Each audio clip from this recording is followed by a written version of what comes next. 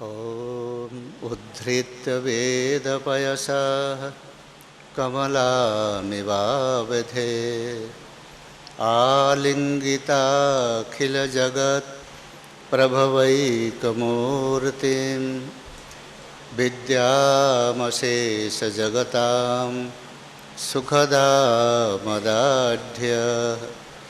तं शङ्करं विमलभाष्य कृतं नमामि। आधारे तरुणार्कबिम्बरुचिरं सोमप्रभं वाग्भवं बीजं मन्मथमिन्द्रगोपकनिभं हृत्पङ्कजे संस्थितम् रन्ध्रे ब्रह्मपदे च शाक्तमपरं चन्द्रप्रभा भासुरं ये ध्यायन्ति पदत्रयं तव शिवे ते यान्ति सौख्यं पदम्। ॐ शान्ति शान्ति शांति।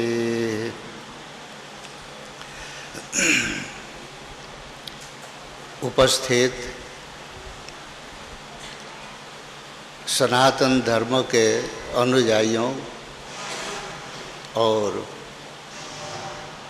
श्री स्वामी शंकरनाथ पर्वत मठ के सेवकों, प्रसन्नता इस बात की होती है जब किसी महान विभूति के संस्मरण में आप सबकी उपस्थिति हम पाते हैं। वस्तुतः एक ऐसे महान विभूति हैं जो न केवल भारत अपितु विश्व के जितने भी दार्शनिक, धार्मिक, राजनैतिक हुए हैं वे सब के सब आदि जगत गुरु शंकराचार्य महाराज के विचारों से प्रभावित हुए हैं। इसमें कोई संदेह नहीं है। हम संदेह इसीलिए करते हैं कि हम जगत गुरु के विषय में अनभिज्ञ हैं। यदि हम उनका जीवन थोड़ा बहुत भी जानने का प्रयास करेंगे, किस प्रकार से उन्होंने समाज को, विश्व को उपदेश दिया है। वस्तुतः आज आदि जगत गुरु शंकराचार्य महाराज का आविर्भाव दिवस है। आज के दिन शंकराचार्य महाराज का जन्म हुआ था और दक्षिण भारत में, जैसे कि आपने अभी अभी सुना है, परंतु जन्म के साथ उनका विद्या अध्ययन हुआ, यज्ञोपवीत संस्कार हुआ, विद्या अध्ययन हुआ और संन्यास ले लिया 8 वर्ष की आयु में। विशेष बात तो यही है, उनका जीवन सामान्य रूप से ये कहा जाता है, परंतु हमें याद करना होगा कि आखिर जगत गुरु शंकराचार्य जी महाराज का आविर्भाव कब हुआ, कैसे हुआ, क्यों हुआ, यह बात तो सामान्य रूप से जाना जाता है। अव्यक्त परम पुरुष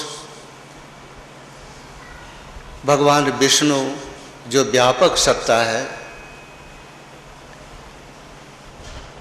उनका प्रतिज्ञा वचन है, अर्थात परमात्मा का कहिए, परमेश्वर का कहिए, ब्रह्म तत्व का कहिए, उनका प्रतिज्ञा वचन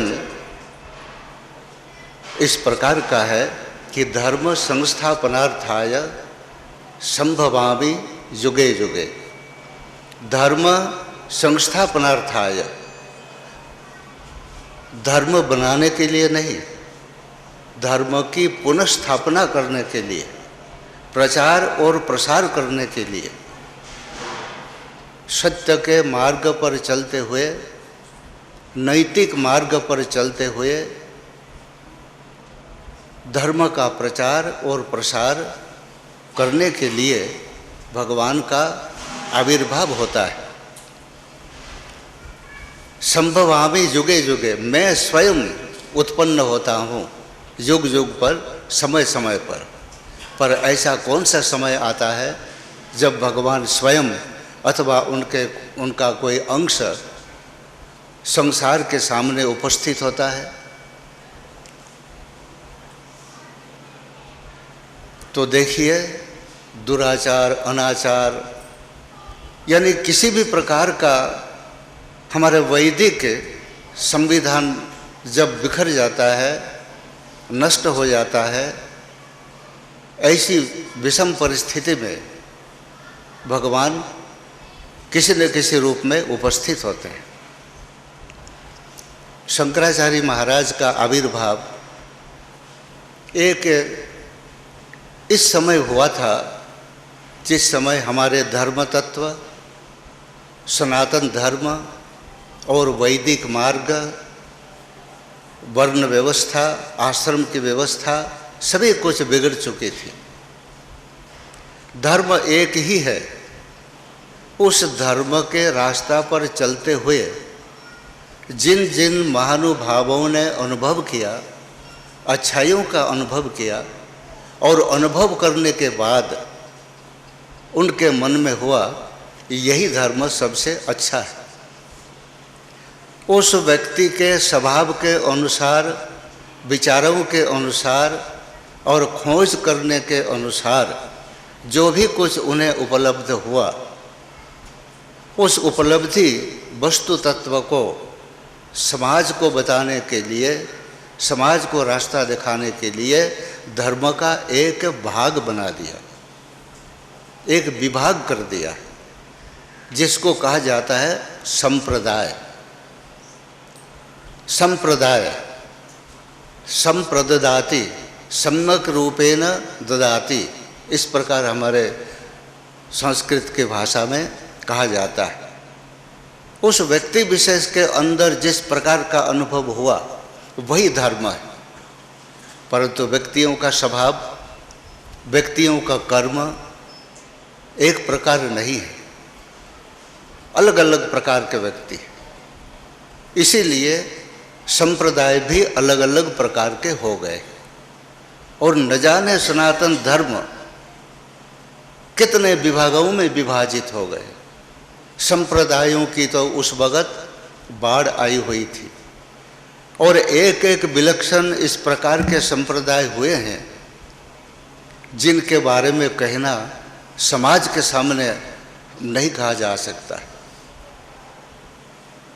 इस प्रकार के संप्रदायों का बाहुल्य हुआ, यानी विस्तार हुआ, जो हमारे वैदिक धर्म से, सनातन धर्म से बहुत ही अलग हो गए। मदिरापान एक धर्म है, यानी बिल्कुल अलग अलग प्रकार के हो गए, और सनातन धर्म इतना विभागों में विभाजित हो गए। जब धर्म बिगड़ जाता है तो धर्म के पीछे चलने वाला राज सत्ता है, प्रशासन है। तो राजा लोग थे उस वक्त, तो राजा लोग भी अलग अलग धर्मों में प्रवेश कर गए, अलग अलग प्रकार की मान्यताओं को स्वीकार करने में अपने आप को सुखानुभव करने लग गए। इससे क्या हुआ कि राजनीतिक सत्ता भी डामाडोल सी हो गई। इतना बिखर गया था।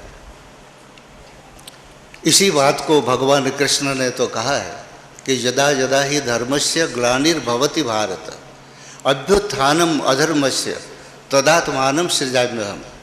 मैं उसी वक़्त अपने आप को प्रकट करता हूँ जब कभी धर्म की ग्लानि हो, हानि हो, नुकसान हो और अन्याय मार्ग पर चलते हो और सामाजिक तत्व को साथ ले करके चलता हो, इसी की जब बहुलता होती है तभी मैं स्वयं अपने आप को प्रकट करता हूँ। इस बात का चरितार्थ शंकराचार्य महाराज के जीवन में होता है। इसीलिए बिगड़ता बिगड़ता कहाँ तक बिगड़ जाता है कि शुरुआत कहाँ से हुआ है कि एक व्यक्तिगत जीवन से, व्यक्तिगत जीवन का, पारिवारिक जीवन का संतुलन बिल्कुल डमाडोल हो जाता है।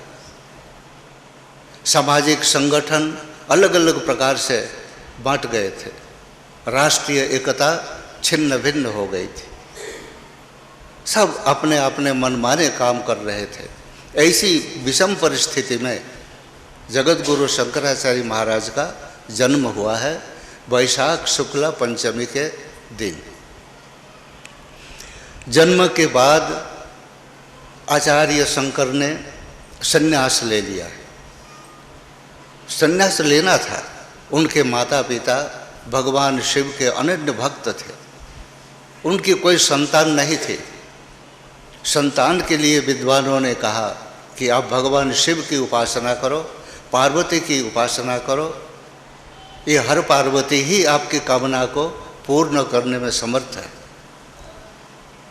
कहा कि हमने अपना भाग्य की परीक्षा की है, अर्थात कुंडली का विचार भी किया है, परंतु हमारे भाग्य में नहीं है। परंतु विद्वानों का कहना क्या था कि पुरुषार्थ करने पर क्या नहीं हो सकता, इसीलिए आप पुरुषार्थ करो। तो पुरुषार्थ करने लगे भगवान शिव की आराधना में और विधि पूर्वक पूजा करने लगे। दिशा का ख्याल रखा, किस दिशा की ओर मुख करके हम बैठेंगे तो हमें पुत्र रूप रत्न की प्राप्ति होगी। अलग अलग प्रकार के वस्तुओं की प्राप्ति के लिए अलग अलग दिशाएं होती, अलग अलग प्रकार के वस्त्र है, अलग अलग प्रकार के परिधान, रंगों का भी बहुत ही तारतम्य भेद पाया गया है हमारे उपासना सिद्धांत में।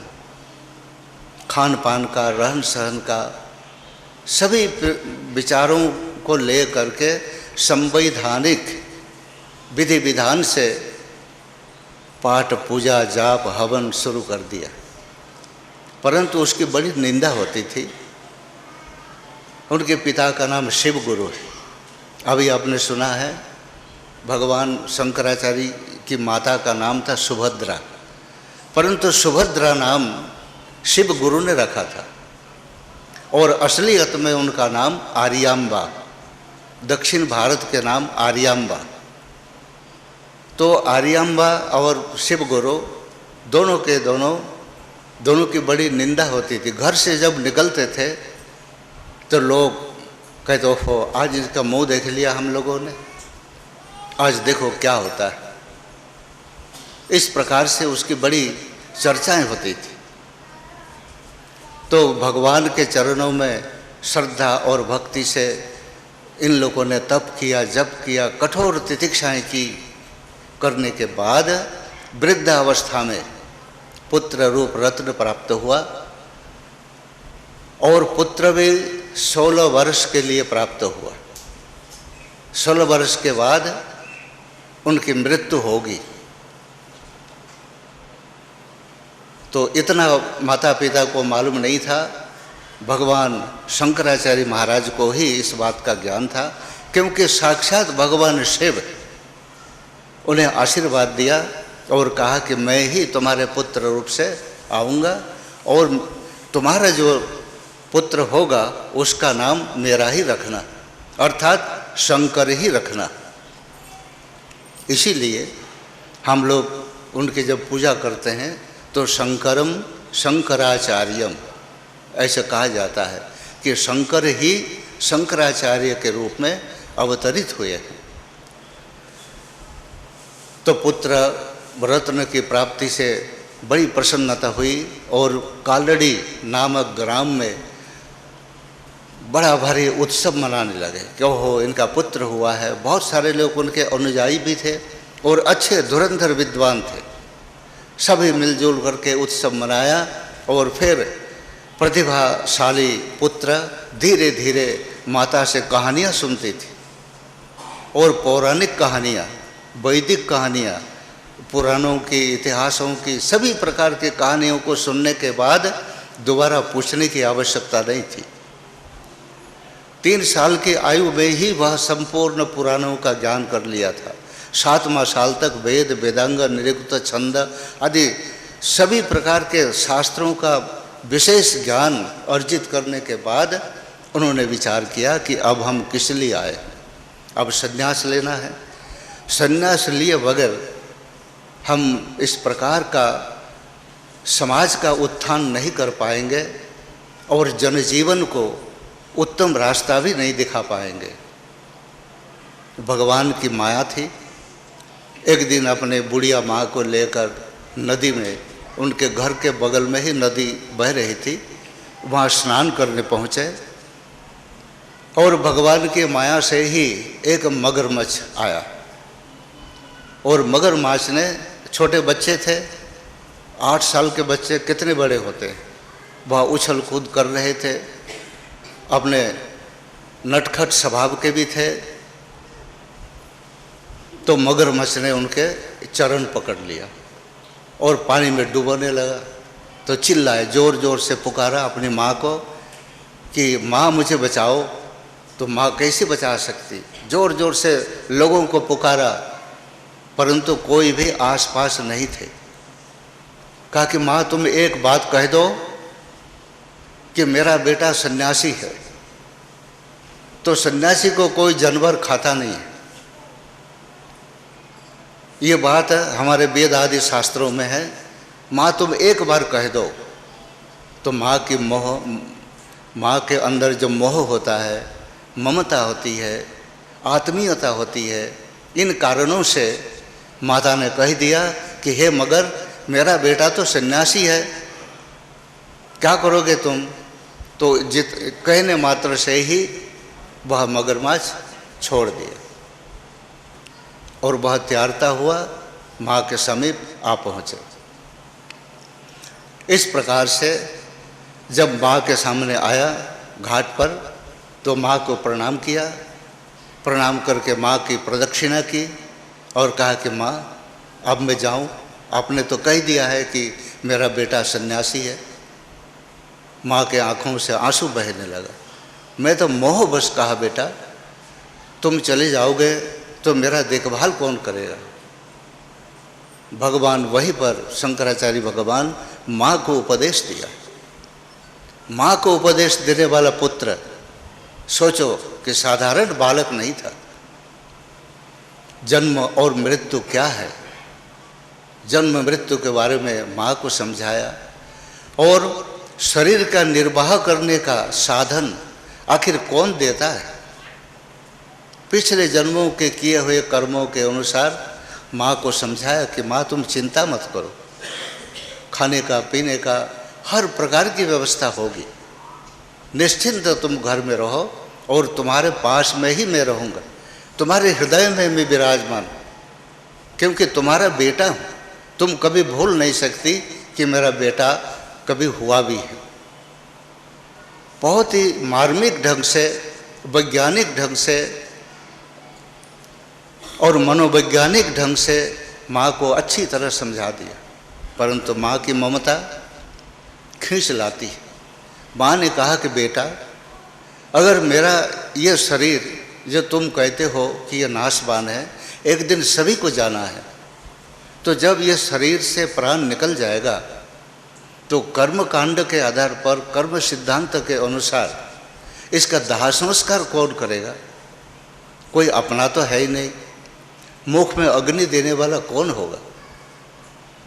कहा कि माँ, सन्यासी कभी अग्नि स्पर्श नहीं करता है और न कभी अपने लिए कुछ बनाता है। तो तुम्हारी आज्ञा के अनुसार जब कभी भी तुम्हारी मृत्यु होगी, मृत्यु से एक घड़ी पहले हम तुम्हारे पास आ जाऊंगा। ऐसा कह करके शंकराचार्य भगवान माँ को सांत्वना दी और सांत्वना देकर पुनः माँ की परिक्रमा की, प्रणाम किया और जंगल की तरफ चला गया। तो जाने के बाद शंकराचार्य महाराज ने एक अमूल्य निधि, हमारे जो भारतवर्ष की निधि है, खजाने है, जो भगवान वेद ने दिया है और भगवान कृष्ण ने दी है। सर्वप्रथम जगत गुरु शंकराचार्य महाराज ने भगवान विष्णु की महिमा का गुणगान किया। विष्णु सहस्त्र नाम आपने सुना होगा, तो विष्णु सहस्त्र नाम के ऊपर शंकराचार्य महाराज ने भाष्य लिखा है, उनकी टीकाएं लिखी है, उनका अर्थ लिखा है और अनंत महिमाओं की खान है भगवान विष्णु। इस बात को अच्छी तरह जताया और विष्णु भक्ति में मानव समुदाय को आने के लिए आग्रह भी किया है उस ग्रंथ में।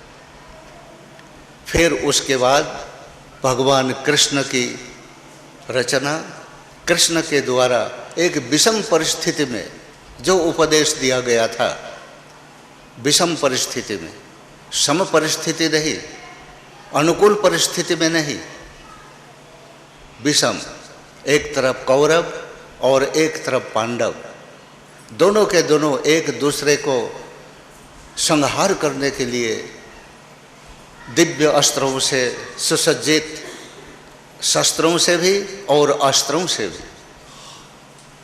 उसके बीच में खड़े होकर भगवान ने एक लेक्चर दिया था, एक प्रवचन दिया था अर्जुन को समझाने के लिए। अर्जुन के अंदर मोह हो गया था, उस मोह को भंग करने के लिए, उत्थान के लिए भगवान कृष्ण ने अर्जुन को उपदेश दिया जिसका नाम गीता है। महान उच्च कोटि के दार्शनिक ग्रंथ है, कोई साधारण ग्रंथ नहीं है गीता। इतना कठिन है और इतना सरल भी है। भगवान कृष्ण ने गीता में ही कहा है, अगर गीता का मर्म ज्ञान कोई करना चाहे तो वह मेरा शरण में हो और फिर हम उसको आशीर्वाद देंगे, उसी से ही वह गीता का ज्ञान समझ पाएगा। आचार्य शंकर ने उस गीता की व्याख्या की। गीता पर निरपवाद, किसी भी प्रकार अपवाद से रहित है, कोई भी उस पर आक्षेप नहीं कर सकता है। अद्वैत सिद्धांत के अनुसार उसकी व्याख्या की है। उस व्याख्या का नाम है भाष्य, जिसको हम लोग भाष्य शब्द से कहा जाता है, यानी उसके सामने भास हो रहा है। उस दिव्य आत्मा जो संपूर्ण जगत में व्याप्त है, हर एक प्राणियों के अंदर में जो अनिश्चित है, उस आत्म तत्व का विवेचन, आत्म तत्व की व्याख्या और संसार के प्रति जो मोह है, अनित्य संसार है, यह बताते हुए इस प्रकार की व्याख्याएं की। फिर उसके बाद उपनिषद, जितने भी हमारे यहाँ उपनिषद हैं, बहुत सारे उपनिषद हैं, उन उपनिषदों में से शंकराचार्य महाराज ने विशेष प्रकार से 10 उपनिषदों की ही व्याख्या की है, भाष्य लिखा है। और गीता और उपनिषद, इनके संपुष्टि के लिए अंत में उन्होंने ब्रह्मसूत्र पर व्याख्या लिखी, जो वेदव्यास के द्वारा रचना है। तो इन गीता, उपनिषद और ब्रह्मसूत्र, ब्रह्म के विषय में, जो निर्गुण निराकार के रूप में समस्त जगत में जो व्याप्त तत्व है, उस तत्व विशेष का नाम ब्रह्म है। वो ब्रह्म क्या है, कैसा है, द्वैत है अद्वैत है, कैसे हम उसको जानें। इन तीनों प्रकार के जो ग्रंथ हैं, इन तीनों ग्रंथों का ही भाष्य आचार्य शंकर ने लिखा है और तीनों का इस प्रकार परस्पर संबंध है, एक दूसरे के पूरक है, एक दूसरे के पूरक है। और इन तीनों को कहा जाता है प्रस्थान त्रय, यानी तीन प्रकार के प्रस्थान है, तीन प्रकार के मार्ग है। इन तीनों प्रकार के मार्गों के द्वारा यदि हम अपने आप को उस अनंत की ओर ले जाने का पुरुषार्थ करें तो निस्संदेह रूप से हम वहाँ जा सकते हैं, उसको प्राप्त कर सकते हैं और उसमें अपने आप को विलय कर सकते हैं। तीन मार्गों का प्रदर्शन, तीनों मार्गों की व्याख्याएं शंकराचार्य महाराज ने की। इतना करने के बाद वेद व्यास जी के साथ संभाषण भी हुआ है और होने के बाद वेद व्यास जी महाराज ने विचार किया और अमर हैं, अंतर्यामी हैं वेद व्यास जी भी। आचार्य शंकर भी समझ रहे थे अब मेरा समय पूरा हो गया है, इतने में ही अब हम आगे क्या करें।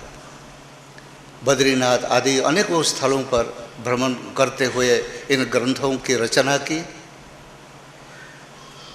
हर एक तीर्थों में गए, हमारे जितने भी प्राचीन तीर्थ स्थल है, तीर्थ स्थलों में गए और ऋषि मुनियों के तपोवन में, तपस्थलियों में जा जा करके अनुभव किया वहाँ के परमाणु किस प्रकार हैं, वहाँ के विचारधारा के अनुसार वहाँ के वातावरण बन जाता है। इसी प्रकार हमारे धार्मिक सभाओं में भी गए और जितने भी सांप्रदायिक सभाएं होती रही उन हर एक सभाओं में जा जा करके भाग लेते रहे। शिक्षण केंद्रों में भी गए, देवस्थानों में भी गए और इन सभी प्रकार की जगहों पर जाने से उन्हें अलग अलग प्रकार का अनुभव होने लगा, अलग अलग प्रकार की उन्हें स्मृति होने लगी। और इतने आचार्य शंकर को दुख हो रहा था, वेद स्वयं, भक्ति स्वयं, ज्ञान स्वयं उपस्थित होकर कि हमें बचाओ, हमें बचाओ, ऐसे पुकारने लगते थे। भक्ति तत्व, ज्ञान तत्व, इस प्रकार से विचार करते रहें तो भगवान शंकराचार्य महाराज सभी प्रकार के अनुभव किए और अनुभव करने के बाद उन्होंने निश्चय किया। क्या निश्चय हुआ आचार्य शंकर के हृदय में कि अब हमें विशेष प्रकार से भ्रमण करना होगा। अब भ्रमण में निकले। भ्रमण करते हुए जितने भी संप्रदाय थे, जैसा कि हमने पहले बताया, संप्रदाय, और इतने संप्रदाय हो गए थे उस समय जिसकी कोई कल्पना कर नहीं सकता। जिन संप्रदायों का सिद्धांत और आचरण अगर कोई कहे तो कहना नहीं बनता है, ऐसा कोई शब्द ही नहीं है जो उस कुत्सित वातावरण को बताने के लिए शब्दों का सहारा लिया जाए। इस प्रकार के संप्रदाय हो चुके थे। नरबलि की प्रथा उन्हीं दिनों की देन थी। कपालिक हुए, कई एक प्रकार के संप्रदाय ऐसे हुए थे। शंकराचार्य महाराज कोई योद्धा नहीं था, भगवान श्री राम जैसे, भगवान जैसे, कृष्ण जैसे कि आतताइयों का वध कैसे किया जाए, परंतु भगवान विष्णु का प्रतिज्ञा वचन आपको अभी सुनाया था कि धर्म संस्थापनार्थाय, धर्म की संस्थापना के लिए ही संभवामि युगे युगे, अहम, मैं स्वयं युग युग में उपस्थित होता। तो धर्म स्थापना के लिए जगत गुरु शंकराचार्य महाराज, उनके हाथ में केवल एक दंड है। आप देख रहे हैं उनके तस्वीर में, उसमें एक गुथली बंधी हुई है, कपड़े हैं, अभिमंत्रित है, शक्ति है। वह शक्ति के बिना कोई कार्य संभव नहीं है। इसीलिए इसी प्रकार थोड़े से वस्त्र पहने और पैदल चल पड़े। चलते चलते शिष्य होते गए और कभी गरमाई से नहीं, बहुत ही नरम और कोमल स्वभाव से प्रवचन करते हुए, सुनाते हुए जब कुछ ही जगहों पर भ्रमण किए तो लोगों के अंदर कई एक प्रकार की भावनाएं होने लगी। बहुत सारे लोग कहने लगे ये तो शंकराचार्य बहुत ही मार्मिक और सुकुमार कवि है। इनके काव्य रचना देखें, अलंकारों की भरमार है। अलंकार शास्त्र भी फेल हो जाता है इनकी रचनाओं के सामने। इतने अलंकारिक शब्दों का प्रयोग शंकराचार्य महाराज ने किया। बहुत सारे लोग इनको कवि के रूप में देखते हैं, बहुत सारे लोग इन्हें सफल लेखक के रूप में जानते हैं, बहुत सारे लोग इनको अच्छे वैज्ञानिक समझते हैं और बहुत सारे लोग इनको ज्ञानी समझते हैं। कुछ लोग साधक, कुछ लोग सिद्ध, इस प्रकार से। और कुछ लोग तो इन्हें इतने तार्किक समझते हैं कि इनके तर्क के सामने कोई टिक नहीं पाया और कभी इनके तर्क करते हुए और समाधान करते हुए किसी भी प्रकार का क्रोध अपने में नहीं लाया। हंसी मजाक से उत्तर देते रहे, विनोद पूर्वक और शास्त्र प्रमाण के साथ। प्रमाण के बगैर कोई कार्य नहीं होता है। आज भी देखो, हर एक काम के लिए प्रमाण चाहिए। तो प्रमाण के साथ जब शास्त्रार्थ करते थे तो लोग हैरान हो जाते थे। इसीलिए बहुत सारे लोग अपने अपने विचारों के अनुसार शंकराचार्य महाराज को देखते हैं, परंतु शंकराचार्य महाराज जी आखिर है क्या, ये कहना बहुत कठिन है। परंतु जहाँ तक मैं विचार करता हूँ, शंकराचार्य महाराज को हमने ऐसे पाया है कि हमारे भारतवर्ष का अंतर विवेक है, आर्यावर्त का अंतर विवेक, जिसके द्वारा हम सब आज सनातन धर्म के अनुयायी बनने का गर्व करते हैं। इसीलिए शंकराचार्य महाराज, उनके तर्क शैली, विनोद शैली कितना अच्छा है। जब मंडन मिश्र के घर पहुँचे, वह पूर्व मीमांसक थे, अर्थात कर्मकांड। तो कर्म ही हमें फल देता है।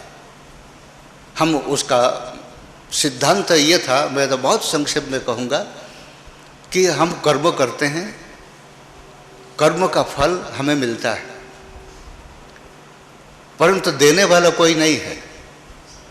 पर आचार्य शंकर का सिद्धांत क्या है कि देने वाला कोई अव्यक्त परम पुरुष है। कर्म हम करते हैं और कर्म का फल भी हमें प्राप्त होता है, परंतु बीच में देने वाला कोई है, इस प्रकार। तो जब इस सिद्धांत के साथ शास्त्रार्थ के लिए वहाँ पहुँचे तो ढूंढते ढूंढते पहुँचे तो उसके गांव के आसपास पहुँचे और कुछ महिलाएं जल भरने के लिए तालाब में आ रही थी। तो शंकराचार्य महाराज ने पूछा कि देवियों, आप बता सकती है कि मंडन मिश्र जी का घर किधर है?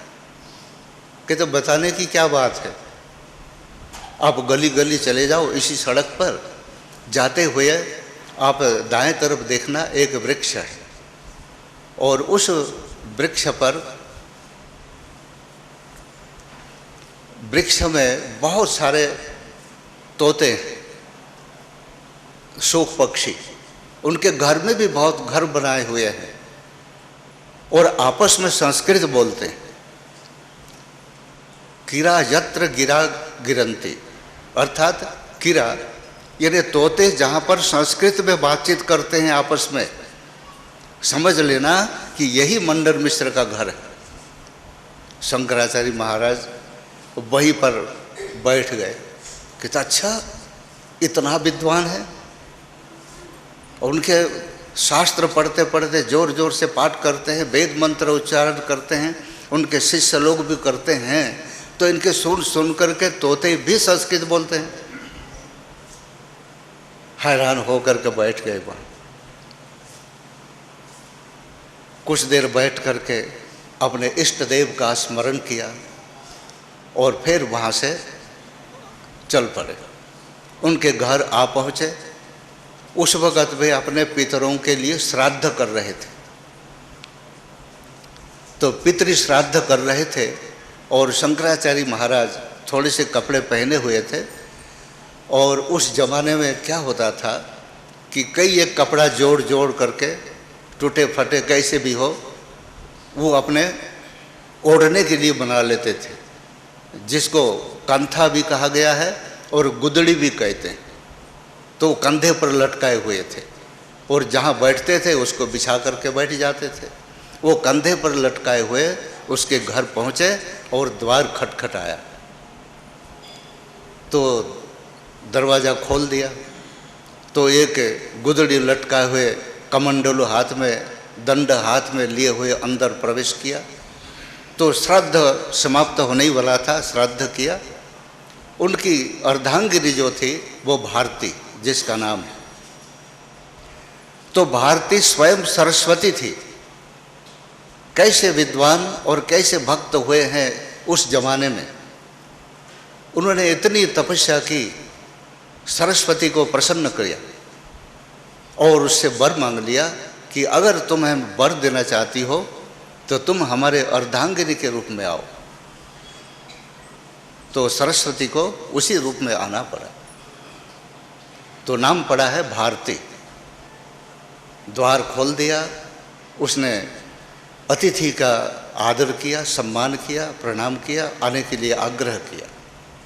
जब अंदर प्रवेश किया तो मंडन मिश्र ने ये पूछा कि मुंडी कहाँ से आ गए हो, कि सिर मुड़ा हुआ था।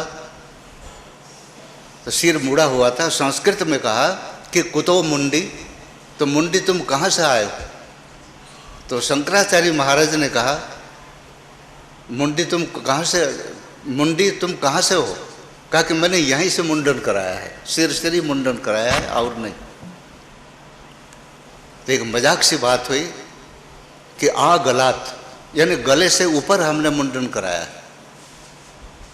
इसका भाव तो था दूसरा कि कहाँ से आए हो, कैसे आए हो, परंतु वो जवाब उन्होंने मजाक से दिया। तो बैठाया और फिर इन्होंने कहा कि मैं इसीलिए आया हूँ। शास्त्रार्थ हुआ। तो शास्त्रार्थ के लिए एक मध्यस्थ की आवश्यकता होती है कि निर्णय देने वाला कौन है। तो मंडन मिश्र ने कहा कि निर्णय तो हमारे पत्नी दे सकती है। क्या कि अच्छा ये विदुषी है। क्या कि हाँ ये विदुषी है, साक्षात विद्या है। कहते बहुत अच्छी बात है, पर निष्पक्ष उत्तर देना। शंकराचार्य महाराज ने कहा कि पति पत्नी में कभी पक्षपात भी होता है, परंतु निष्पक्ष उत्तर देना। कि भारती ने कहा कि हाँ महाराज, जैसी आपकी आज्ञा है। उन्होंने कहा कि मैं उत्तर नहीं दूंगी, अपने आप ही उत्तर आप लोगों को मिल जाएगा। उस उत्तर की सूचना हम मात्र दे सकती। शास्त्रार्थ शुरू हो गया और शुरू होने से पहले वो स्वयं अपने हाथों से माला गूंथा। बहुत सुंदर माला, सफ़ेद रंग के माला बना करके और दोनों के गले में डाल दिया कि जिसकी माला मुरझा जाएगी वो पराजित होंगे, उसको पराजित माना जाएगा, और जिसकी माला ज्यों के त्यों रह जाए तो वो विजयी होंगे। कि बहुत अच्छी बात है। और बीच में वो बैठ जाती थी और दोनों का शास्त्रार्थ होता था। इसी बात को लेकर, कर्म कांड को लेकर, कर्म सिद्धांत लेकर, ब्रह्म सत्य है आदि बहुत सारी इसमें बातें आती है। फिर एक दिन ऐसे हुआ कि मंडन मिश्र के गले में जो माला थी वह मुरझा गई। जब माला मुरझा गई और फिर दोनों के दोनों जब उठे, भोजन करने के लिए बुलाते थे, तो चलिए भोजन कर लीजिए। तो उस दिन ऐसे शंकराचार्य महाराज के लिए कहा जाता था, भगवान चलिए भिक्षा पा लीजिए। अपने पतिदेव के लिए कहती थी, भगवान चलिए भोजन कर लीजिए। शब्दों में कितना अंतर है। उस दिन भारती ने कहा कि आप दोनों ही चलें, भिक्षा पा लीजिए। जब उन्होंने दोनों के लिए ही भिक्षा शब्द का प्रयोग किया, तो मंडन मिश्र ने अपने गले की तरफ देखा कि वह माला मुरझा गई है, कि निष्पक्ष उत्तर दिया। तो निष्पक्ष उत्तर से शंकराचार्य महाराज बहुत ही गदगद हो गए, और उसी वक्त भोजन करने से पहले ही उन्होंने शंकराचार्य महाराज के चरणों में अपने आप को समर्पण करने लगे। तो भारती कहने लगे, नहीं महाराज, अभी नहीं, अभी आपके अर्धांगिनी है। अर्धांगिनी के कुछ प्रश्नों का उत्तर शंकराचार्य महाराज को देना होगा, उसके बाद आप शिष्य हो जाएंगे। परंतु उसने कौन सा प्रश्न पूछना था, यह एक विलक्षण सी बात है। वह एक नारी जाति है, आर्यावर्त की नारी है, कोई साधारण नारी नहीं थी। वह साक्षात मर्यादा है, साक्षात वह शक्ति रूपा है। फिर भी उसने नारी सुलभ गुणों को, मर्यादा को और अच्छी तरह समाज में फैलाने के अभिप्राय को लेकर उन्होंने शंकराचार्य महाराज जी से प्रश्न कर लिया कामसूत्र के बारे में। तो शंकराचार्य महाराज ने कहा कि बहुत अच्छी बात है, मुझे थोड़ा समय चाहिए।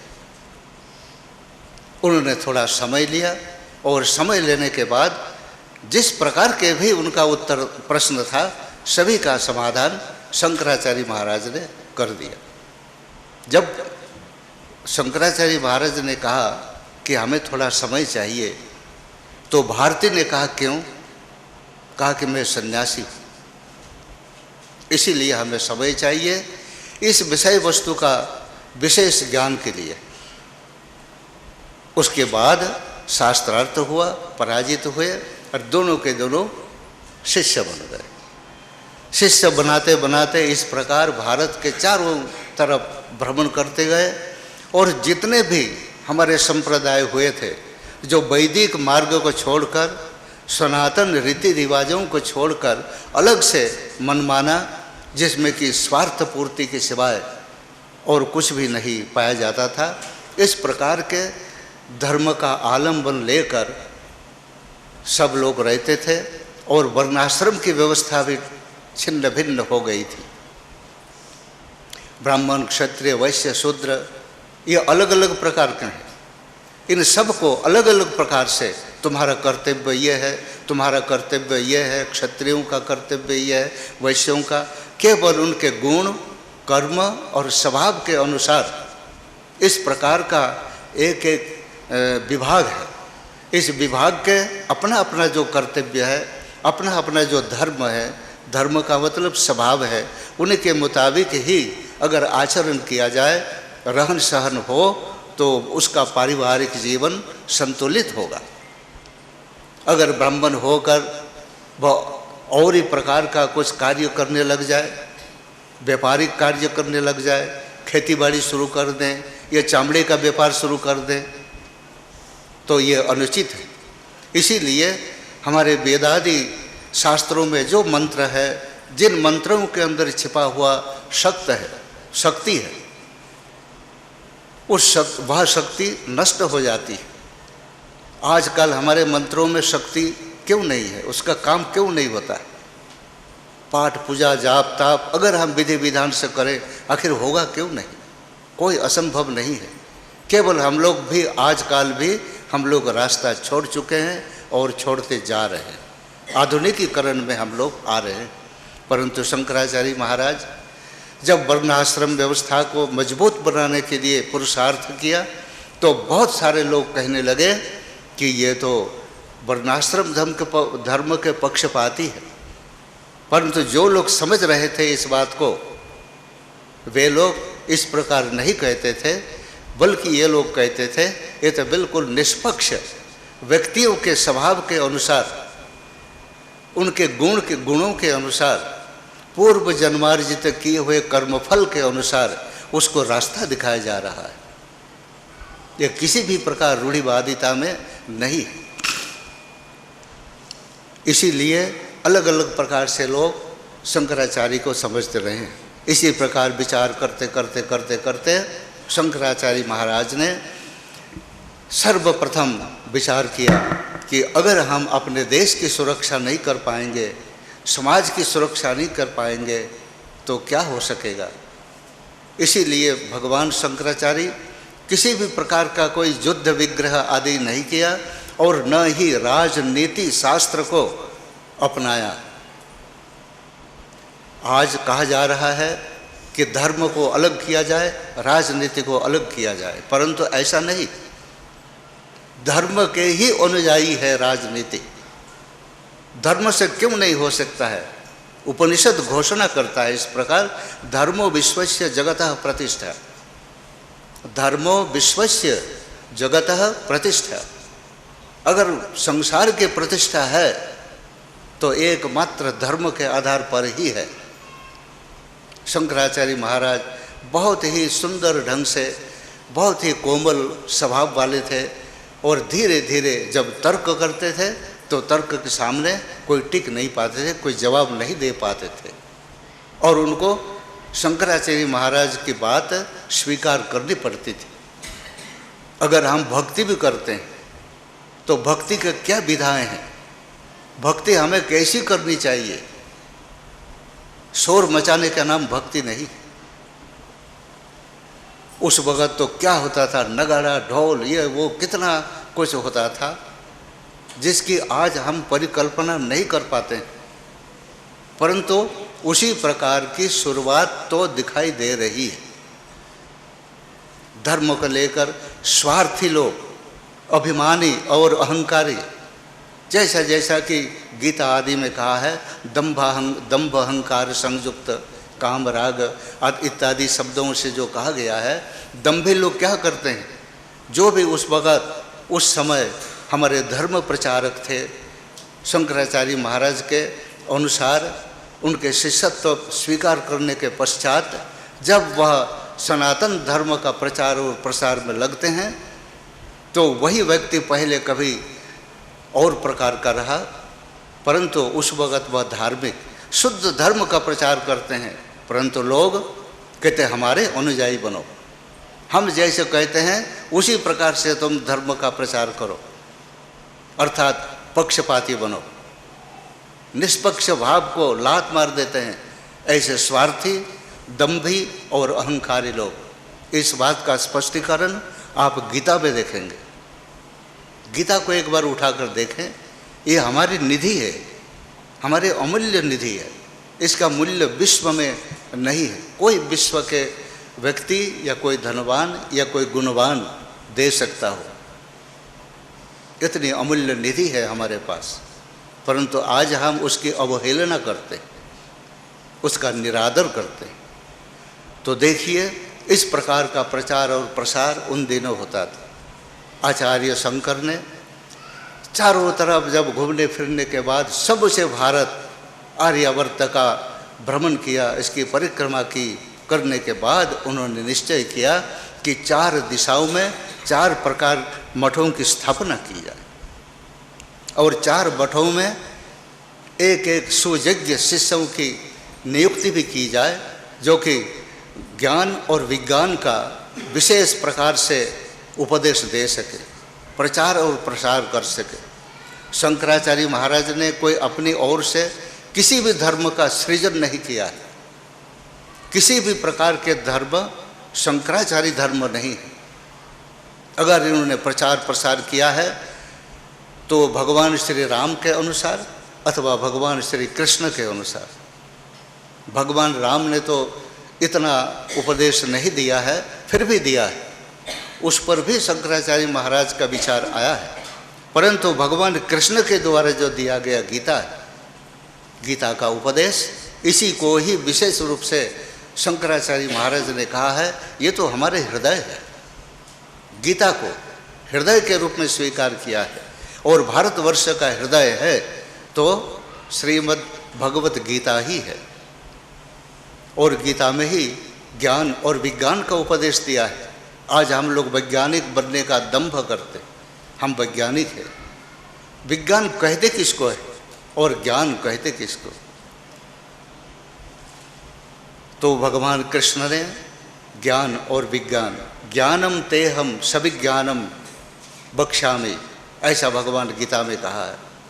ज्ञान विज्ञान सहितम, विज्ञान के सहित ही मैं उपदेश देता हूँ।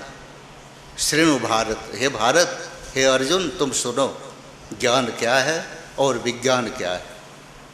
यदि हम लोग थोड़ा बहुत भी विज्ञान को और ज्ञान को समझे, अलग अलग समझे, और अलग अलग समझने के बाद उस पर अगर हम मंथन करना चाहें, चिंतन करना चाहें, और चिंतन करते करते उसका परिणाम क्या होगा कि ज्ञान और विज्ञान में किसी भी प्रकार का अंतर नहीं है, किसी भी प्रकार का अंतर पाया नहीं गया है। अगर हम ज्ञान को जानें और विज्ञान को भी जानें, पहले हम अलग अलग प्रकार से जानें, और अलग अलग प्रकार के जानने के बाद तुलनात्मक विवेचन करते रहें स्वयं, तो हम क्या पाएंगे कि दोनों में कोई अंतर नहीं है, एक ही प्रकार है। इसी तथ्य को लेकर जीव और आत्मा का विवेचन हुआ है। जीव क्या है और ब्रह्म क्या है। इसीलिए भगवान शंकराचार्य जी ने बहुत ही संक्षेप में ही कह दिया है कि श्लोकार्धेन प्रवक्ष्यामि ब्रह्म सत्यम जगन मिथ्या। तो एक ही आधे श्लोक में ही मैं कह देता हूँ कि ब्रह्म सत्य है और जगत मिथ्या है। जीवो ब्रह्मैव नापरः, ब्रह्म से पर जीव नहीं है, केवल जगत बीच में है जो व्यवधान करता है। गमनानुकूल व्यापार ही हमारे बुद्धि वृत्ति के सामने आ करके विक्षेप का कारण बनता है। इस प्रकार से आचार्य शंकर ने उपदेश दिया है, और इस प्रकार का ही विचार और प्रचार करने के लिए कर्म सिद्धांत का, उपासना सिद्धांत का और ज्ञान सिद्धांत का, इन तीनों प्रकारों के मार्गों का विशेष प्रकार से प्रचार और प्रसार करने की योग्यता रखने वाले आचार्य शंकर के सुयोग्य शिष्यों को एक एक मठों में नियुक्त किया है। पूर्व में, पश्चिम में, उत्तर में और दक्षिण में। पूर्व जहाँ उड़ीसा है, जगन्नाथपुरी में, वहाँ भी एक मठ की स्थापना है शंकराचार्य भगवान के द्वारा। वहाँ गोवर्धन मठ, और पश्चिम दिशा में द्वारिकापुरी जहाँ पर है, उस द्वारिकापुरी में उन्होंने शारदा मठ की स्थापना की है। वहाँ भी अपने एक शिष्य जो सुयोग्य है तो उसको वहाँ पर रखा है। और फिर उत्तर दिशा में जो बद्री आश्रम है, बद्रिकानाथ, तो बद्रिका आश्रम के पास ही एक ज्योतिर्मठ है। उस ज्योतिर्मठ में भी अपने सुयोग्य शिष्य को नियुक्त करके, और फिर दक्षिण में जहाँ भगवान शंकराचार्य महाराज का जन्मस्थल है, वहाँ पर श्रृंगेरी में, वहाँ पर श्रृंगेरी मठ की स्थापना की मैसूर में। तो इसीलिए चारों दिशाओं में मठों की स्थापना की। इससे अतिरिक्त जहाँ जहाँ भ्रमण करते हुए आचार्य शंकर ने समझा कि यहाँ पर भी कुछ होना चाहिए। जैसे कश्मीर में भी गए, वहाँ भी स्थापना की, परंतु 4 मठों की ही विशेष महत्ता दी गई है।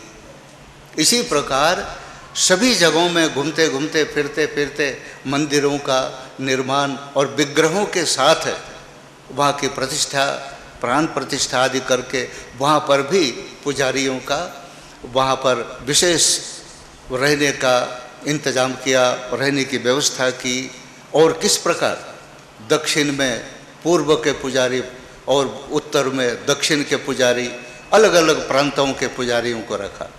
इसका क्या कारण है?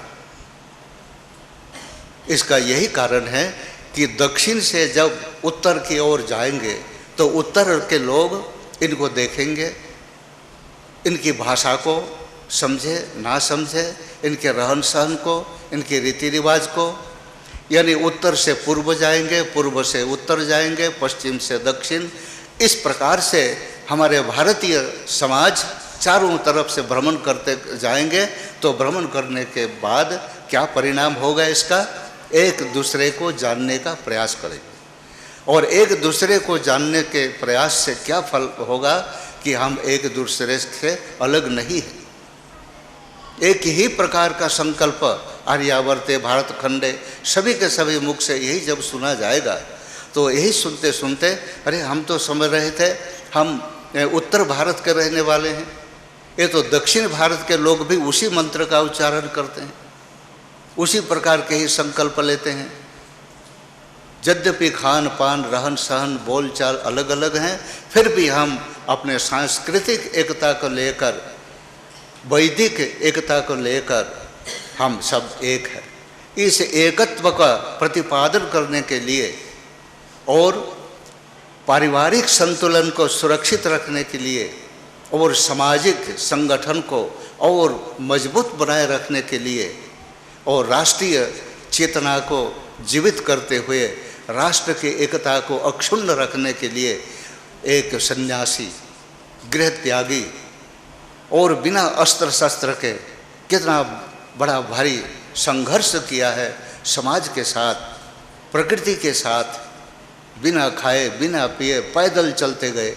आज कितनी अच्छी व्यवस्थाएं हैं, पर आज ऐसा कोई पैदल जाएगा? कोई भी तैयार नहीं होगा। और वो समय था, उस समय किसी भी प्रकार का यान वाहन का कोई भी व्यवस्था नहीं थी। पैदल ही भ्रमण करते हुए इतना कुछ हम सब के लिए किया है। आज उस महान विभूति का जन्म दिवस है, इसीलिए एक साधु और अनेकों ब्राह्मणों को साथ ले लेकर जहाँ कहीं भी उन्होंने मंदिर की स्थापना की, उनको कहा कि तुम यहीं पर अपने परिवार को लेकर के रहो और सारी व्यवस्थाएं उनकी सुरक्षित हो। सन्यासी शिष्य हो तो उनके लिए छोटा आश्रम बना दिया। इस आश्रम में रह करके तुम सर्वप्रथम अपने देश की सुरक्षा की भावना को सोचो और इसको सोचने के बाद हमारे धर्म का प्रचार और प्रसार करो।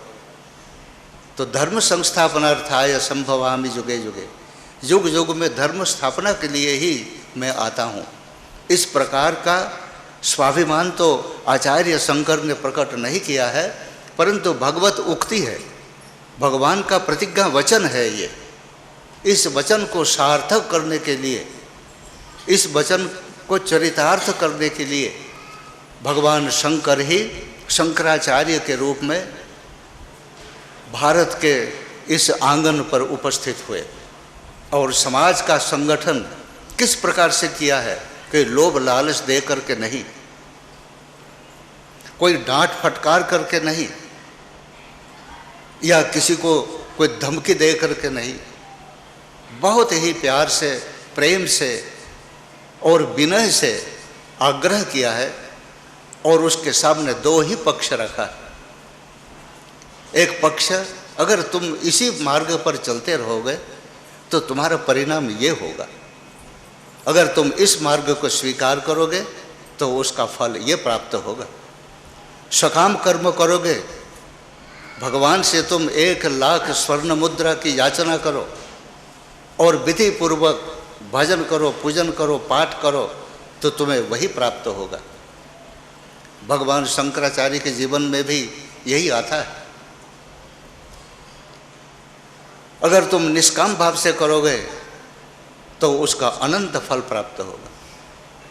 सकाम कर्म का फल 1,00,000 स्वर्ण मुद्रा प्राप्त हुआ आपको, लेकिन जिस काम के लिए आपने 1,00,000 स्वर्ण मुद्रा की याचना की परंतु आपका काम अधूरा रह गया तो फिर दोबारा नहीं मिलेगा, क्योंकि एक ही बार आपने मांग लिया।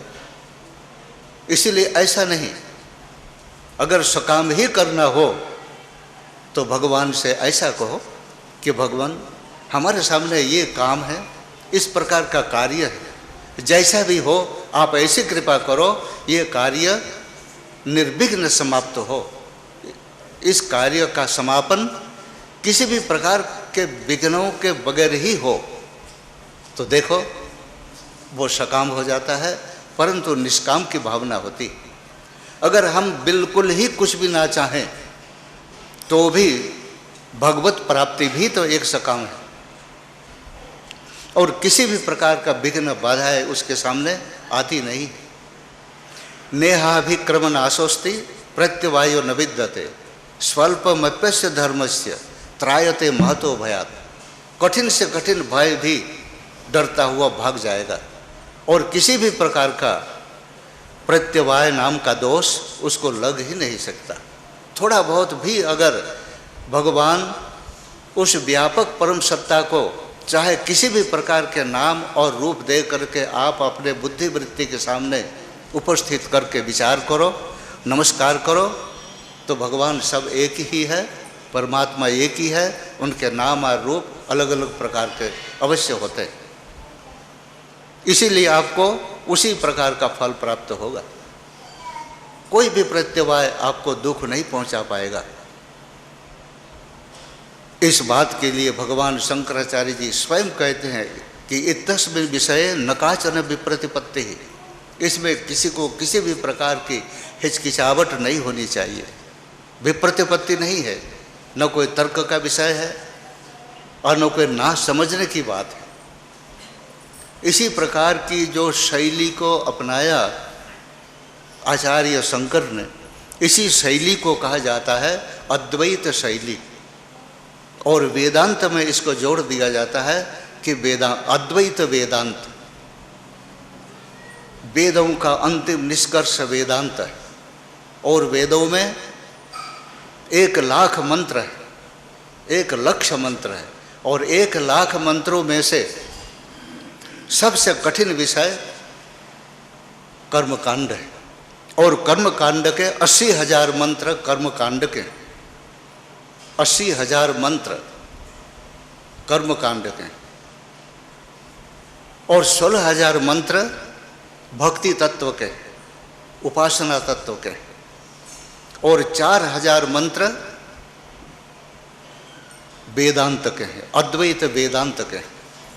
4,000 मंत्रों ने भक्ति को भी और कर्म सिद्धांत को भी अपने नियंत्रण में कर रखा। ये भक्ति तत्व 16,000 मंत्र हैं, और यही 16,000 भगवान कृष्ण की गोपियाँ थी। एक एक भक्ति है। गोपियाँ क्या है? वो ग्वालों के लड़कियाँ नहीं, उनकी कन्याएं नहीं, उनकी बहुएं नहीं, बल्कि एक एक भक्ति है। अलग अलग प्रकार के स्वभावों का वर्णन मिलता है। भागवत के आप अच्छे विद्वानों के द्वारा किए हुए जो टीकाएँ हैं, जो भाष्य है, श्री भाष्य आदि देखिए, एक एक गोपियाँ किस प्रकार भक्ति तत्व का प्रतीक है। और सबसे मुख्य स्थान रखने वाली तो भगवती राधा ही है, रुक्मिणी आदि सभी है। इसी प्रकार कर्म का भी ऐसा लिया गया है। 80,000 मंत्रों का एक एक प्रतीक रूप में भी ऐसा उल्लेख मिलता है। परंतु अद्वैत शैली के माध्यम से विवेचन करने का जो मंत्र आदि है वह है उपनिषद। उप और निषद, देखो इसका भी अर्थ बहुत जटिल हो जाता है। तो उपनिषद, तो भाव इसका क्या है? शंकराचार्य महाराज ने इन शास्त्रों की व्याख्याएं इसीलिए की है कि कोई पढ़े, भारतवासी इसको पढ़ेंगे और पढ़ करके जो छिपा हुआ परमात्मा तत्व है, जिसको हम कभी सगुण और साकार के रूप में सुनते हैं, कभी हम यह भी सुनते हैं कि वह तो निर्गुण और निराकार है। अगर सगुण साकार है तो हमारे सामने क्यों नहीं दिखाई देता? चलो निर्गुण निराकार के हैं, हम स्वीकार कर सकते हैं कि सबके अंदर है, सबके अंदर हैं। उस सबको जब हम देख लेते हैं तो हम अनुमान लगा लेते हैं सबके अंदर है, पर सगुण साकार को स्वीकारते नहीं। भगवान का भी विभाजन हो गया। हम लोग घर घर में बांट बंटवारा तो कर लेते हैं, भगवान का विभाजन हो गया है। अगर मथुरा वृंदावन में आप लोग कभी घूमे फिरे हैं तो पता लगेगा। एक सखी संप्रदाय, एक राधा कई एक संप्रदाय। भगवान कृष्ण का जब श्रृंगार किया जाता है, उस श्रृंगार के मुकुट में पता लगता है कि विभाजन कैसे हुआ। अगर कोई बायां तरफ घुमा दिया मोर पंख को, तो वहाँ दूसरे संप्रदाय के लोग नमस्कार प्रणाम नहीं करेंगे, कहते ये तो उनका है कृष्ण, ये हमारा कृष्ण नहीं है। और जो दाएं तरफ घुमा दिया मोर पंख को, तो बाएं तरफ वाले कहेगा ये हमारा नहीं, ये उन्हीं का। तो भगवान का बंटवारा किया है। अब जब हम लोगों की बुद्धि में भगवान को बंटवारा करने की कलाएं आ गई है, तो देश के विभाजन करने में क्या रखा? हो भी रहा है, सब कुछ हो रहा है, कर रहे हैं। कहाँ हमारी बुद्धि शतगुनी रही है? अब सब अपना अपना वर्चस्व। हम तो हैरान हो जाते हैं। भगवान कृष्ण की गीता आज से 5,500 6,000 साल पहले उपदेश दिया है, और महाभारत के उस संग्राम के बीच में उपदेश दिया है कि ऐसे लोग होंगे, दंभी होंगे, अहंकारी होंगे, और अपने मनमाना धर्म प्रचार करने के लिए कहा जाएगा। अगर कोई सर्वतंत्र स्वतंत्र रूप से रहना चाहता है तो वह रह नहीं सकेगा। किसी न किसी प्रकार का अनुयायी उसको बनना पड़ेगा। समाज बन सकता है किसी न किसी प्रकार के अनुयायी, परंतु आचार्य शंकर की परंपरा में उनके उपदेश के अनुसार वह निष्पक्ष। अगर भगवान शंकराचार्य महाराज उनके अंदर सांप्रदायिक भावनाएं होती अलग अलग, तो अलग अलग संप्रदायों को एक बनाने की प्रवृत्ति क्यों हुई है? अलग अलग को जब बिखरी हुई परिस्थिति थी हमारी, बिखरा हुआ समाज, बिखरा हुआ परिवार, बिखरा हुआ विचार और बिखरे हुए राजाओं के प्रशासन, इन सभियों को इकट्ठा करने की कलाएं क्यों हुई है? उस वक़्त भगवान शंकराचार्य के लिए कापालिक भी कहने लगे कि तो हमारे ही विचार के लगते हैं। उसका कारण क्या था?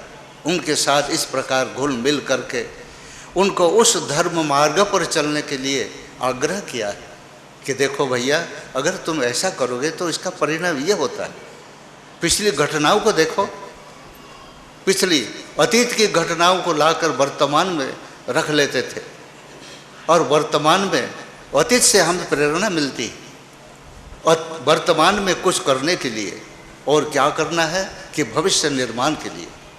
तो तीनों कालों को एक ऐसी व्यवस्था में ला करके, सुनियोजित व्यवस्था में ला करके आचार्य शंकर ने बिखरे हुए समाज को एक इकट्ठा करने के लिए, एकत्रित करने के लिए कितना पुरुषार्थ किया है, कितने कठोर कष्टों का सामना किया है, कितने मान, कितने अपमान का सहन किया है। कभी उनके जीवन की घटनाओं को देखें। इसीलिए शंकराचार्य महाराज केवल सर्वप्रथम उनका लक्ष्य यही था कि धर्मों के आधार पर, धर्म जो सनातन धर्म है, सनातन धर्म किसी ने नहीं बनाया। सनातन नाम का कोई भी व्यक्ति नहीं हुआ हमारे यहाँ। सनातन केवल उस अव्यक्त परम तत्व का नाम है, और ये अव्यक्त धर्म है, और यही सनातन धर्म, और यही वैदिक धर्म है। तो इसी सनातन वैदिक धर्म के प्रचार और प्रसार के लिए, और इसी के माध्यम से ही परिवार का कितना अच्छा वातावरण बना दिया, समाज को चारों तरफ बिखरे हुए समाज को इकट्ठे कर दिए, और बहुत सारे समाज और सभी की भावनाएं एक जब हो जाती है तो वह राष्ट्र की चिंता और उस राष्ट्र को एक बनाए रखने के लिए उसके अंदर ऐसी भावनाएं उत्पन्न होती है। इसीलिए अनेकों प्रकार के समाज, जिन समाजों का भले ही खान पान रहन सहन बोलचाल अलग हो, फिर भी उनका लक्ष्य एक होता है और एक ही लक्ष्य है जो हमारे राष्ट्र और राष्ट्र की एकता सर्वदा के लिए अक्षुण्ण रहे। प्रत्येक समाज जब जुड़ जाता है तो फिर राष्ट्र के ऊपर कोई कुछ कर सकता है। आचार्य शंकर से पहले न जाने भारतवर्ष के ऊपर कितनी घटनाएं घटी है, कितना अत्याचार हुआ है, वैदेशिक आक्रमण हुआ है, अनेकों प्रकार के भावनाओं वाले यहाँ आकर के अपने आधिपत्य जमाया। इन सभीयों का अच्छी तरह केवल धार्मिक भावनाओं के माध्यम से, धर्म के ज्ञान और विज्ञान के माध्यम से, विचारों से समाज का संगठन किया। राष्ट्र की एक रूपता देकर भगवान शंकराचार्य महाराज व्यासदेव के द्वारा दिया हुआ पुनः 16 वर्ष की आयु व्यासदेव जी ने आशीर्वाद के रूप में दिया था।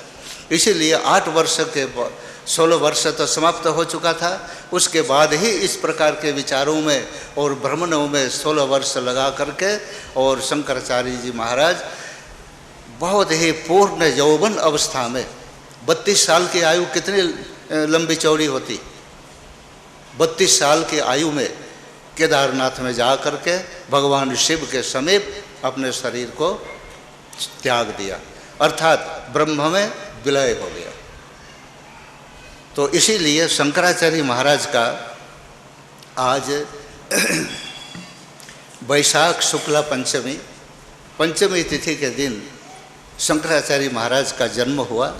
और जन्म क्यों हुआ कि धर्म संस्थापनार्थाय, धर्म की पुनः स्थापना करने के लिए, प्रचार और प्रसार करने के लिए, जिससे कि आर्यावर्त के रहने वाले प्रत्येक परिवार, प्रत्येक समाज और जितने भी उस समय के राजा लोग थे, सभी के सभी एक हो करके उस वैदिक धर्म के अनुयायी बन जाए। और बना करके ही शंकराचार्य महाराज संसार के मोह जाल को छोड़कर, यद्यपि शंकराचार्य महाराज के सामने संसार मिथ्या है, परंतु मिथ्या को कुछ समय के लिए आलंबन लेना पड़ता है और अल्प समय के लिए आलंबन लिया।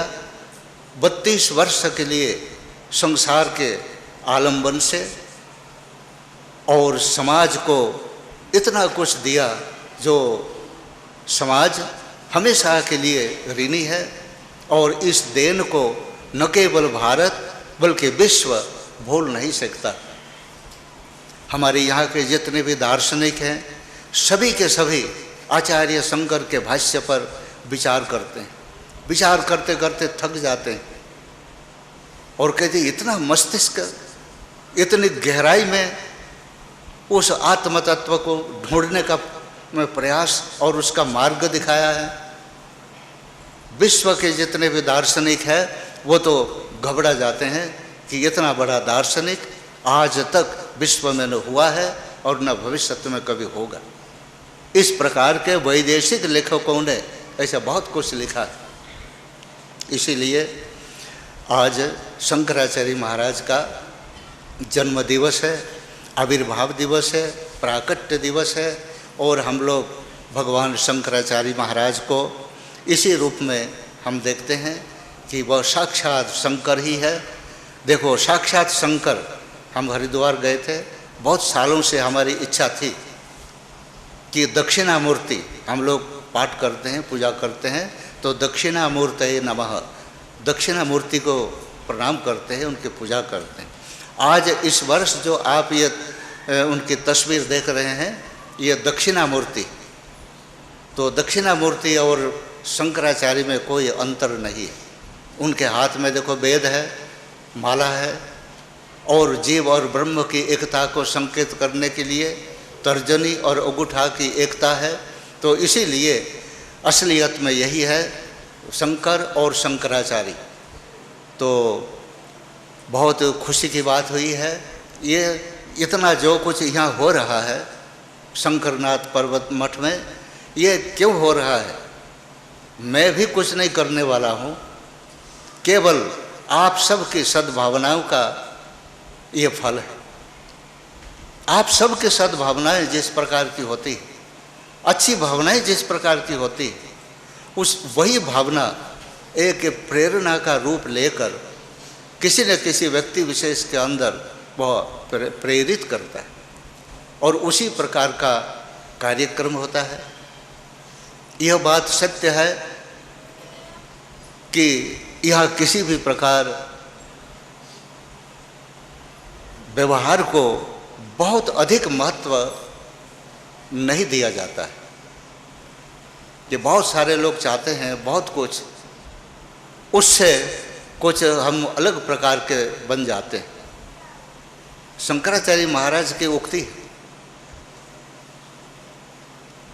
फिर भी उस सत्ता को, उस व्यवहारिक सत्ता को सीमित, सीमाबद्ध एक सन्यासी के लिए, एक फकीर के लिए अथवा एक आचार्य के लिए जो कर्तव्य है, उस कर्तव्य का वहन उसको करना चाहिए और वो किया जा रहा है और किया जाता रहेगा।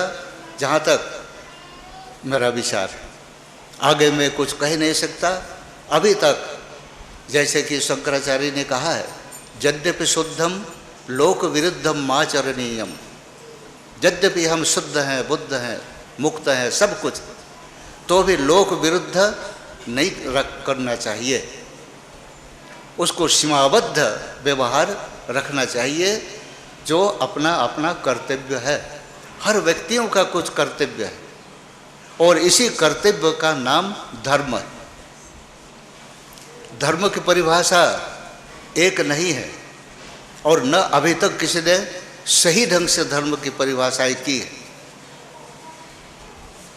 यहाँ पर धर्म की परिभाषा बदल जाएगी कि कर्तव्य विज्ञापन का सूचक शब्द धर्म है।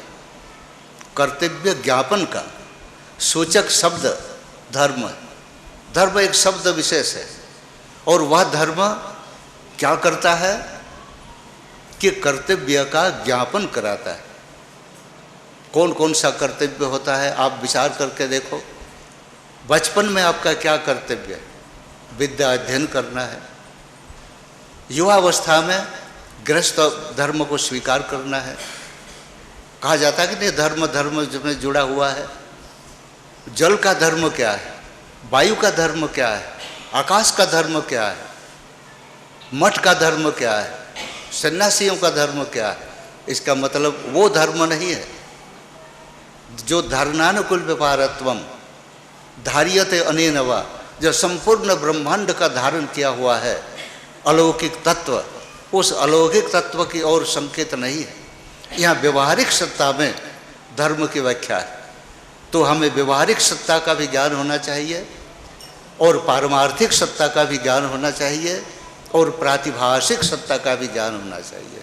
इसीलिए मैं बीच बीच में कहा करता हूँ और आज भी कहता हूँ, अगर आप अपने आप को सनातनी अथवा हिंदू कहने का गर्व अनुभव करते हो तो आपको अपने हिंदुत्व के ग्रंथों को पढ़ना चाहिए। रामायण है, महाभारत है, गीता है, भागवत है, क्या कोई पढ़ते हैं? केवल डिंग हाँकते हैं कि हम हिंदू हैं। डिंग हाँकना जानते हैं और बड़े ललकारेंगे, स्टेज पर तो इतने ललकारेंगे कि आकाश भी गड़गड़ा जाता है। लेकिन पूछा जाए कि आप हिंदू हो तो यज्ञ सूत्र कहाँ है? कहते शिखा सूत्र ये आधुनिकीकरण है। तो आधुनिकीकरण है तो वैदिक काल से जो आप पढ़ते आ रहे हो, हमारे विद्वान लोग पढ़ते आ रहे हैं, आर्यावर्ते, भारत खंडे, वैवस्वत, मनवंतरे इत्यादि, इसके आधुनिकीकरण क्यों नहीं किया? इसका भी आधुनिकीकरण होना चाहिए। हमसे बात होती है कभी कभी, कहता आप हिंदू है? मेरे से भी पूछते हैं कि मेरी चोटी नहीं है, बोधी नहीं है, और जनेऊ भी नहीं है। मैंने कहा कि शिखा सूत्र को हमने जल प्रवाह कर दिया है, और इसीलिए किया है कि जो लोग शिखा सूत्र नहीं रखते हैं उसी के पीछे पड़ जाना। यज्ञ का देखो जनेऊ के अंदर कितना बल है। अभी आपको सुनाया कि 80,000 मंत्र है, 80,000 मंत्रों का बल जो उसमें गांठ लगाते हैं ना, एक सामान्य मंत्र अभिमंत्रित करके उसके गांठ को लगाया जाता है। और गांठ कैसी लगाई जाती है, किस दिशा की तरफ हमारे मुख हो, कौन सा रंग का वस्त्र हो, कौन सी तिथि और नक्षत्र और करण हो, कौन सा योग हो। देखो फिर ब्राह्मणों के सामने अग्नि भी हाथ जोड़ करके खड़ी हो जाती है, अग्नि देवता भी खड़ा हो जाता है। लेकिन आजकल बाजार में मिलता है वो गांठ गुंठ लगा करके पड़ा दे चल, ये आधुनिकीकरण। वो दिव्य शक्ति हमारे पास कहाँ है, वो ब्रह्म तेज कहाँ है? ये केवल हमारी शिथिलता के कारण, प्रमाद के कारण ये सब हो रहा है। और भविष्य में क्या होगा ये कहना बहुत मुश्किल है। इतने कठोर शंकराचार्य महाराज जी नहीं कहते थे, लेकिन आज हमारे मुख से निकल गया है बहुत सारी बातें। इसीलिए परंतु इनको व्यंग्यात्मक ढंग से शंकराचार्य महाराज ने कहा है, ऐसी बात नहीं है कि बागबई खरी शब्द झरी शास्त्र व्याख्यान कौशलम बौद्धिश्याम विदुषाम तद्वद भक्त भुक्तये न तो मुक्तये। उन्होंने बता दिया ये सब वातावरण आएगा और इसी की ही व्याख्या सबको करनी होगी। प्रत्येक समाज को आप देखिए किस तरफ उनका मतलब आगे कदम बढ़ रहा है। इसीलिए आज भगवान शंकराचार्य महाराज का जन्मदिन है। धन्य उस माता को जिस माता ने 9 महीना तक एक दिव्य शक्ति को धारण किया था। सबसे पहले हम उस माता को प्रणाम करते हैं और फिर जगत गुरु शंकराचार्य महाराज को, जिन्होंने हमें कितना कुछ दिया है, जिस देन को कभी कोई भूल नहीं सकता। इसीलिए उनकी संस्मरण में हर साल यहाँ पर इस संस्था की शंकरनाथ पर्वत मठ की जो अधिष्ठात्री देव हैं शंकरनाथ महाराज, उनकी ही अपार कृपा से, उनकी प्रेरणा से और आप सब की सद्भावनाओं से हम प्रेरित हो करके इस प्रकार वैदिक अथवा सनातन रीति रिवाज के अनुसार कर्मानुष्ठानों का आयोजन समय समय पर करते हैं। और ऐसा इस प्रकार की भावनाएं आप सब के अंदर होगी तो अवश्य इसी प्रकार के ही कार्य यहाँ होता रहेगा। यही आशा लेकर भगवान शंकराचार्य जी से हमारी यही प्रार्थना है कि आप सब के अंदर भक्ति की भावना हो, ज्ञान प्राप्त हो और अपने अपने जीवनचर्या के निर्वाह के लिए कुशलता इस प्रकार की हो जिससे कि सुख और शांति आपको प्राप्त हो। जिस प्रकार से हो इस प्रकार का आशीर्वाद भगवान शंकराचार्य महाराज आप सबको दें, यही हमारी प्रार्थना उनके चरणों में। इतना कहकर मैं आज के लिए, इस साल के लिए यही विश्राम लेते हैं। हरि ओम तत्सत।